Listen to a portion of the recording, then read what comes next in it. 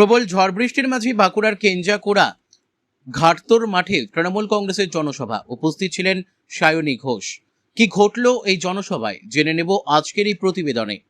বাঁকুড়া বিধানসভা নির্বাচনের আগে কেঞ্জাকোড়া ঘাটতোর মাঠে আয়োজিত হলো এক গুরুত্বপূর্ণ জনসভা। তৃণমূল কংগ্রেস প্রার্থী ডক্টর অনুপ মণ্ডলের সমর্থনে এই সভায় উপস্থিত ছিলেন পশ্চিমবঙ্গ তৃণমূল যুব কংগ্রেসের রাজ্য সভানেত্রী সায়নী ঘোষ। সকাল থেকেই আকাশ ছিল মেঘলা, মাঝে মধ্যেই বৃষ্টি, কিন্তু সেই বৃষ্টি যেন থামাতে পারেনি মানুষের উচ্ছ্বাস। ছাতা মাথায়, ভিজে জামা কাপড়ে, তবুও হাজার মানুষ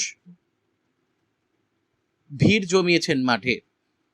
মঞ্চে উঠে সায়নী ঘোষ যখন গর্জে ওঠেন জয় বাংলা, তখন গোটা মাঠ একসাথে সেই স্লোগানে মুখরিত হয়ে ওঠে। মুহূর্তেই তৈরি হয় এক আবেগঘন পরিবেশ, যেখানে মানুষের অংশগ্রহণই হয়ে ওঠে সবচেয়ে বড় আকর্ষণ। সবাই বক্তব্য রাখতে গিয়ে তিনি উন্নয়ন, মানুষের পাশে থাকার প্রতিশ্রুতি এবং ভবিষ্যৎ পরিকল্পনার কথা তুলে ধরেন। পাশাপাশি প্রার্থী ডক্টর অনুপ মণ্ডলের সমর্থনে ভোট দেওয়ার আহ্বান জানান। সবশেষে বলা যায়, প্রাকৃতিক বাধাকে উপেক্ষা করে বাঁকুড়ার কেঞ্জাকোড়া মাঠের এই জনসভা হয়ে উঠেছে এক শক্তিশালী বার্তা। মানুষের অংশগ্রহণ আর রাজনৈতিক উত্তাপ মিলেই তৈরি করেছে এক অনন্য পরিবেশ।